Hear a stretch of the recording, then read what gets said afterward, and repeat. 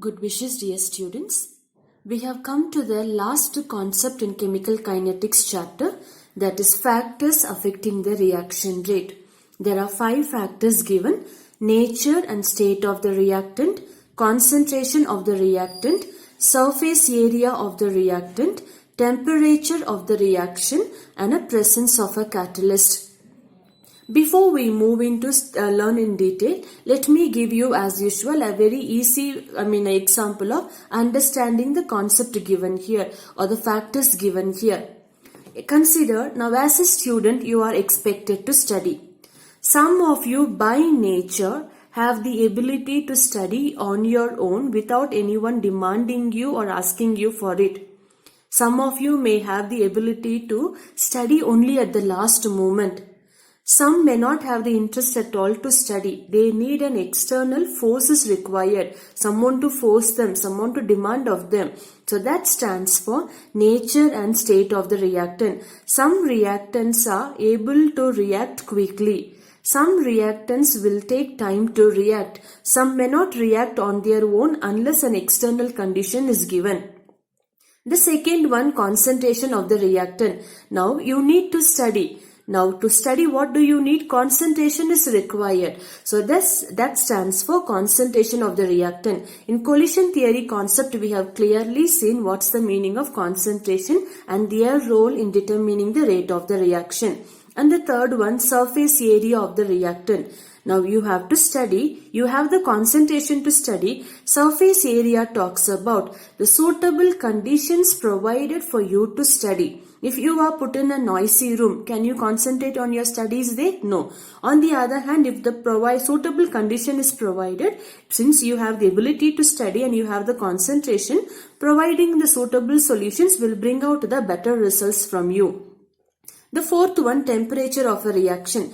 Here you can remember the example of the fire with which you are studying, the vision you have of yourself, the goal you have for yourself, or the kind of ambition you have for yourself. So that stands for temperature of a reaction. We have seen when the temperature is increased, the rate of the reaction increases. So when you have a better vision, better goal, studying becomes an easy part for you and you perform well.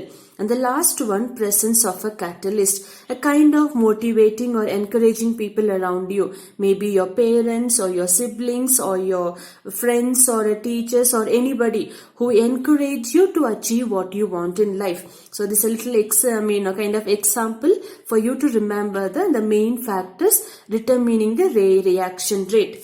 Now let's move on to, in exam point of view, you have to write under every caption certain valid key points you have to write.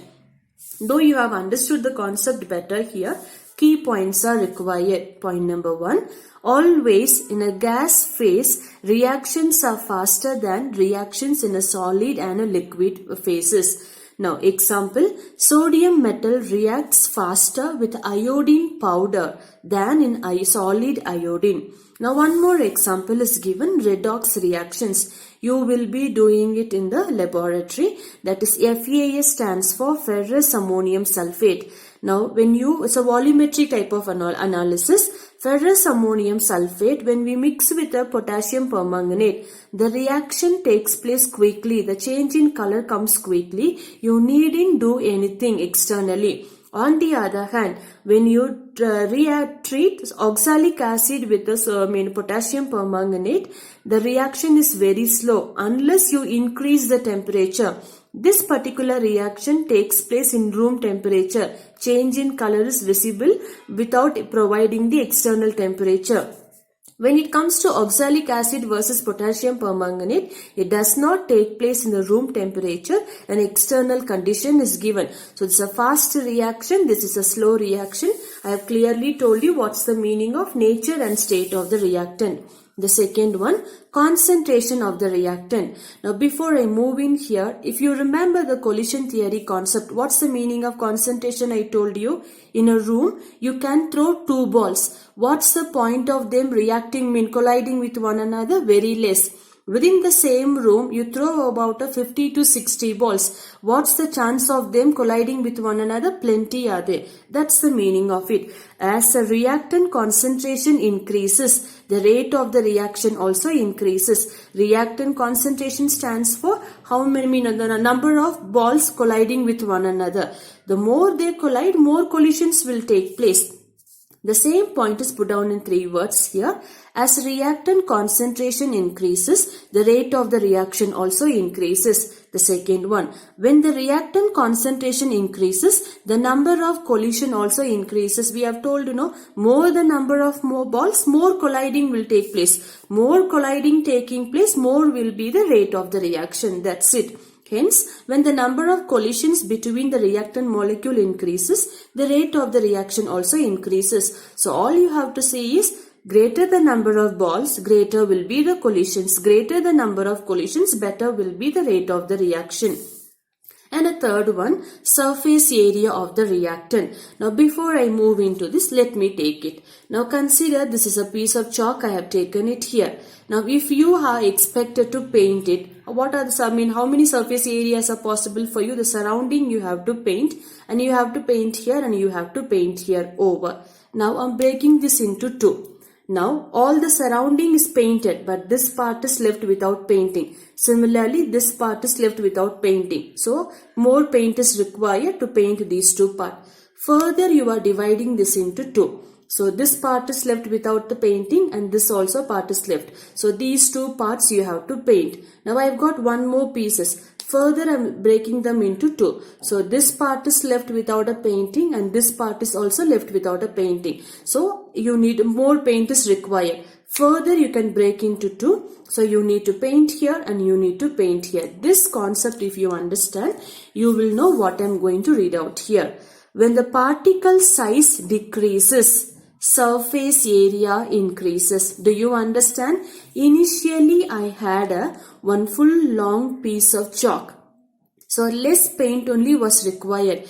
But as I made more and more smaller pieces, every piece we had a one side without painting. So I'm painting it. Further, I'm breaking this into 2. One more side comes without painting. So I'm painting it. That's the meaning of when the particle size decreases, surface area increases. So surface area, number of sides painting increases there.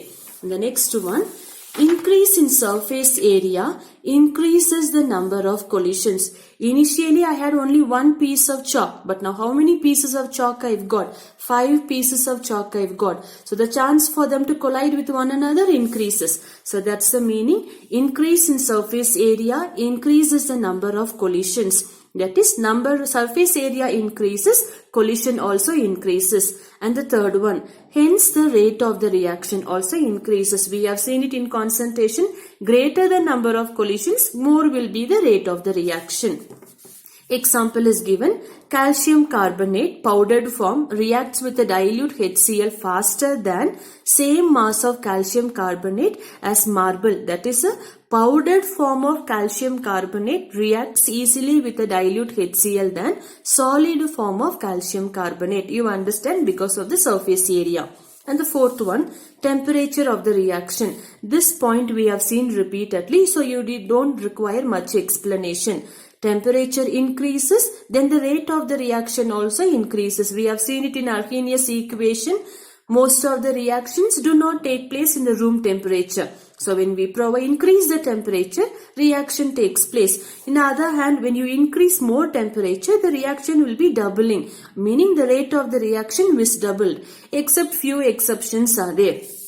Now the last one, presence of a catalyst. You might have learnt it in your lower classes or in a standard 11. What is the purpose of a catalyst? It speeds up the reaction. Okay, the diagram is given. Potential energy versus reaction progress. You can see 2 types of peak here. If you have watched the collision theory video, there you will know the purpose of activation energy there. So a reactant is giving us a product. It needs an activation energy. The reactant should go up to the energy required to form the product there. So without the catalyst, so much of energy is required. You can look at 2 types of peak here. One is a tall peak, the other one is a small peak here. So without adding the catalyst, the energy required for the reactants to form the product is so much. But on the other hand, when you add a catalyst, With the catalyst, the activation energy required gets reduced here. So I hope with the diagram you understand it better. So when we add a catalyst, activation energy required is less. Without the catalyst, activation energy required for a particular reactant to form the product is greater.